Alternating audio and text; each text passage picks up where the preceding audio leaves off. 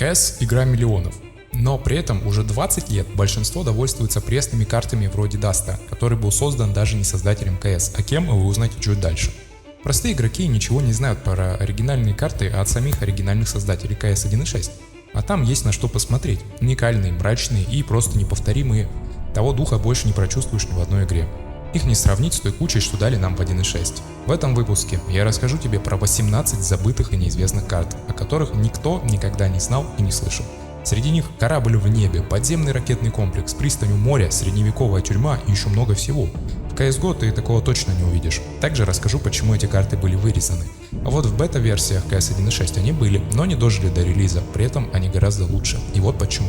Откатимся в 99 год. Два американских студента сделали революционный мод для Half-Life и раздают его абсолютно бесплатно, не стремясь навариться. За пару лет они полируют игру до идеала и добавляют порядка 50 новых уникальных карт, из которых только 15 увидят релиз. Изначально был только один режим с заложниками, ничего другого, видимо, не планировалось. Но каким-то чудом хайпанул именно режим с закладкой пачки, и потом весь упор делался на него в будущем.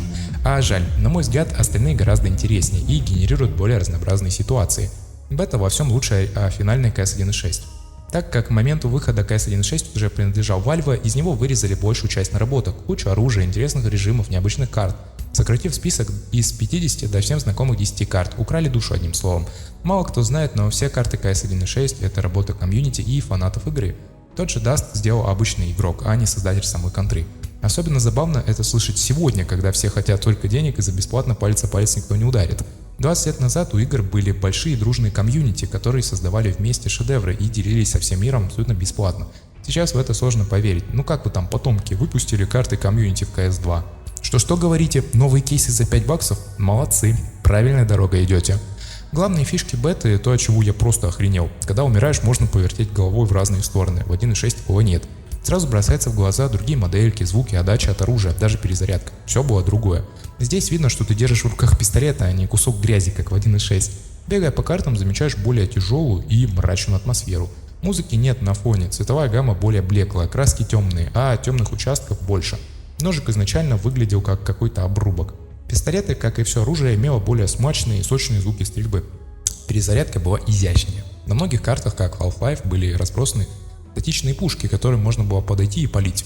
Самая первая бета-версия CS 1.0 была довольно реалистичная, падая на 2 метра отнимает 70 хп. Если бы искусство можно было изобразить, оно бы выглядело так, если что, заставка игры. Удивило, что единственный вариант теров это Ирландская республиканская армия, но АКТ только американский спецназ. Хотя, глядя на то убожество, что добавили Valve недавно в CSGO, так гораздо лучше. Когда ходишь, герой трясется, шатается из стороны в сторону. Я не буду как дилетант бегать по картам и говорить: о, смотрите, вот здесь они добавили новую лампочку, как некоторые. Всего для бета-версии CS было выпущено около 50 карт, но поскольку их автор страдает перфекционизмом, большая часть новых карт вырезалась в новых версиях и заменялась новыми. Только в бете мы можем заметить кучу лифтов и механизмов, с которыми можно взаимодействовать. К самим картам. В самой первой версии CS их было всего 6 штук, на целых 5 больше, чем играют сегодня. Самая первая карта CS Assault. Та же версия, но вентиляции нет, развилки до заложника, фон вокруг другой, более темно атмосферно. После веселых приключений в гараже обычно тянет на природу. CS Desert, прототип нюка, какая-то база с бункером и окопами посреди пустыни. Пустовато, но зато есть дом для вашего папы. Пока засмотришься на эти красоты, тебе уже задницу подкоптило. Красивые, конечно, здесь виды, но сама карта пустовата. Кроме нескольких дедов в подвале, признаков жизни не замечено. На столе стоит фотка, видно, создатель хотел себя увековечить. Непонятно, зачем столько свободного пространства. Наверное, чтобы на авиках перестреливаться. Какое-то уж совсем маленькое место для вертолета под особый отряд боевых карликов. В последние годы стало популярно прыгать по заброшкам, и чтобы не отставать от молодежи, я... Где я? Я умер и попал в рай? Нет, ты на CS Mansion, сынок. Наконец. Тот самый знакомый Mansion с минимальными изменениями, более темный и меньше пространства на улице. Одним словом, играть в Mansion всегда офигенно. Что это за карта вообще? Пока я ползал его рассматривал, оказалось, в мой дом забрался какой-то хищный дед, который слился со стеной. Он вызвал ментов и меня отправили на зону. А вы еще говорите, в CS сюжета нет. CS Prison. Конечно, для обычного славянского человека это место родное и знакомое, но мне тут не по себе, и непонятно почему. Появляюсь я, как всегда, у канализационных труб, моя привычная среда обитания. Посмотрите на эту кровать, на ней поместится человек 5, то есть обычная русская семья. Чувствую себя коротышкой в стране великанов, все какое-то излишне большое, непропорциональное. А вот, видимо, мой охранник. Мне кажется, или я его уже где-то видел. На первый взгляд его сложно припомнить, но, по-моему, это тот самый дед, что сдал меня в тюрячку. Замели за компанию. Меня бросили в какой-то супер недоэконом, но тут по соседству уже стоят более мажорные камеры, где даже есть свой умывальник. Пару секунд на зоне показались целой вечностью. Мне захотелось уйти. Такое ощущение, как будто я где-то в элитном гулаге. Кругом решетки, колючая проволока. Молодежи не понять, как в свое время там было круто. Но эта карта мне очень понравилась. Веет от нее чем-то зловещим. Бродишь и полная пустота внутри. Как будто вот-вот вынырнет что-то страшное из-за угла. Куча секреток, тайных проходов с канализацией. Но играть в него на серваке, наверное, было бы скучновато. Слишком много крысных нычек, где бы все отмораживались. Скорее всего, карта создавалась под режим «Побег», который частично добавят в будущих версиях. А вот чтобы не пропустить видео про этот режим, не забудь подписаться. Атмосфера на 5, тюрьма посреди пустоты, что еще надо? Да еще все такое мрачное, зловещее. Жаль, карта так и не увидела 1.6. Тут вот есть еще авик, то есть смотрящие могли с крыши отпугивать заключенных. Круто, в общем. За хорошее поведение меня быстро выпустили, лет через 30, и мы попадаем в русский пригород. Тут уже стоят какие-то бункеры, бараки и местные счастливчики, которые взяли их в ипотеку. КС Сайдж. Практически идентичный тому, что в 1.6, просто в бункере нет прохода и другие стены более атмосферные, а не бледно-белые, как в дурке какой-то. Вот на таких компах мужики играют в КС-ку. Немножко отдохнули, пора опять на завод. Здесь у нас склад с контейнерами, грузовиками, мостом и множеством секретных проходов. Первая мысль в моей голове была: Assault 2.0 очень похоже на самом деле, но эта карта будет побольше и покруче. КС VPN Depot. Жаль, что вырезано в дальнейшем. Лучшая карта, ночная тишина, общая простота и логичность, понятно где ты, куда надо бежать. Минимум нычек, идеально. Если глянуть, все предыдущие карты какие-то замороченные. Много проходов, пустых мест и абсолютно нет динамики. Здесь же идеальный баланс. Даже заблудиться не получится. Да и при этом сохранена мрачная тягучая атмосфера. На этой карте хочется зависнуть подольше. Но переходим к бета 2.0. КС Бункер. Одна из тех крутых карт, про которые думаешь, вот слава богу, что она закончилась. Множество запутанных проходов, серость, уныние, легко запутаться, кругом лабиринты, не знаешь, куда бежать, но атмосфера на максимум. Мне было очень стрёмно здесь бегать, как будто карта пришла из какого-то старого ужастика. Идеальная карта для режима маньяк. Из развлечений разве что подъемная мусорка, да и то легко застрять. Неудивительно, что подобные карты не прижились на серваках, уж слишком они неинтуитивные, запутанные и замороченные. Поиграв полчаса, я уже стал мечтать о Дасте, а это непорядок. Понятное дело, раньше к этому обязывал жанр. Вот 90-е все стрелялки были замороченные, лабиринтоподобные. Но они делались под сингл, где сам бог велел. А вот в мультиплеере изучать каждый из десятков проходов, скучновато, согласитесь. А вот уже на CS Docs душа и раздолье, небо и земля по сравнению с бункером. Тут у нас склад похожий на Assault, посреди моря и маленькой пристани. Очень атмосферная, простая и, самое главное, линейная карта. Заблудиться невозможно. При этом сохранен шарм. Мне кажется, или я уже где-то видел. Великая отсылает к гениальному. Единственный минус – КТ долго плыть до теров, они быстро задолбаются. И в воде, и в узкой канализации они сильно уязвимы. Автор посему не смог придумать, как заложникам плыть по морю, психанул, вырезал карту. А очень жаль, одна из лучших бета-версий. А вот CS Facility уже мой ночной кошмар. Очень пугающий завод, музей с множеством запутанных проходов, нычек и одинаковыми комнатами.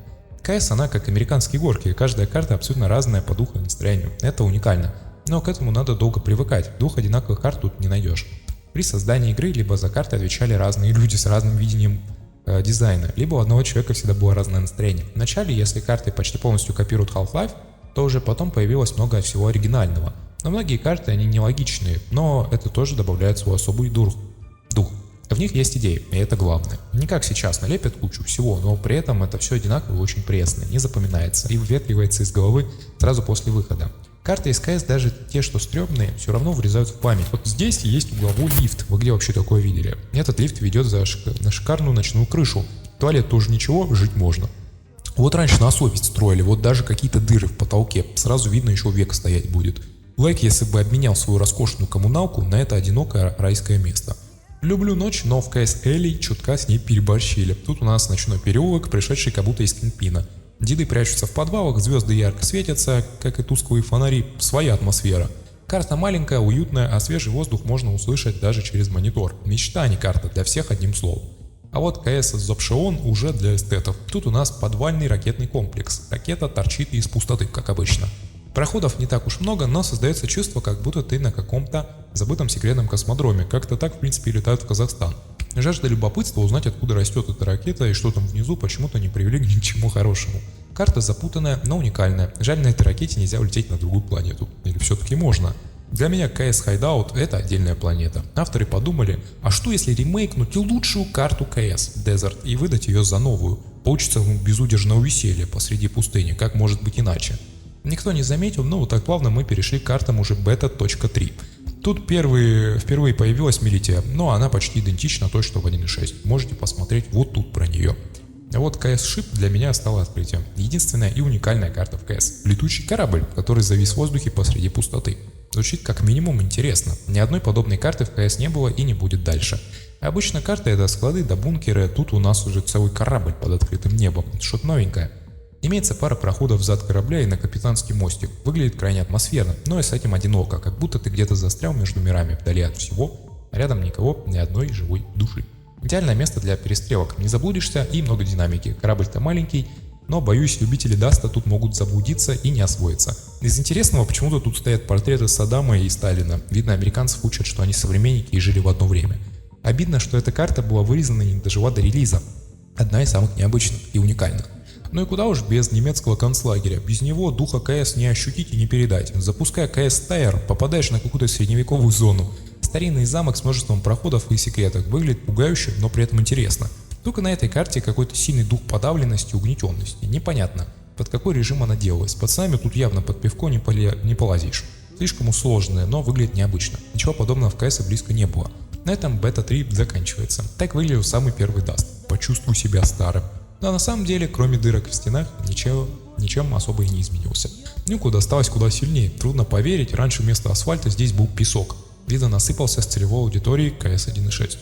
И Prodigy. Звезд неба не хватает, уютная, малость запутанная, порадовал лифт и шикарный вид с балкона. Ради таких моментов в эту игру играют до сих пор. Мало чем отличается от версии 1.6, это поинтереснее, чем там. Ну и напоследок Station. Типичная станция где-то в глубинке с канализацией, где только черепашек ниндзя не хватает. Простенькая, маленькая, скромная, но ламповая. Играть в прятки тут самое то. Еще удивило сильное течение, водопад в канализации. Отходы со всего города здесь, видимо. Чего-то мне не хватает, но все равно необычное и стильное. На этом все. Карты бета 4 закончили, и аккурат половину всех бета-карт разобрали. В следующем выпуске рассмотрим остальные. А теперь говорю, почему эти карты были вырезаны. Ответ только один. Valve захватила и присвоила себе все права на CS 1.6 и специально вырезала из нее большинство режимов и карт, чтобы они банально не конкурировали с их играми, ну и будущими проектами. А тот, кто будет играть в игры Valve, если в CS 1.6 все гораздо круче. Поэтому оставили самое пресное, чтобы в будущем это было легко превзойти и оно не конкурировало с ними. Все по классике. Спасибо, что смотрели про установку бета-версии CS. Думаю, многие загорятся желанием изведать оригинальную контру. Спешу предупредить, что ботов в ней не было, но при этом можно создать как одиночный сервер, просто побегать, так создать мультиплеерный и пригласить своих друзей. Но кого мы обманываем? Если вы сюда подписаны, вряд ли у вас вообще есть друзья. Естественно, у друзей должна быть та же версия Half-Life и установленная бета CS 1.6. То есть просто бета. То есть, если у вас бета 3, а у друга 1.6, поиграть вы почему-то не сможете. Про установку долго распыляться не буду. Эксклюзивно для всех моих подписчиков на Boosty доступна легкая и понятная инструкция и ссылки на единственную версию Half-Life, которая поддерживала все старые версии CS. И только на них она работает. Сами бета-версии CS вступайте, играйте, ну а ну кого стоит. Совсем скоро хотелось бы снять видео про заплесневелые карты Quake 3. Что скажете? Не забудьте подписаться, чтобы не пропустить заключительную часть про бета-карты. Там тоже есть много всего интересного. Всех благ, пока.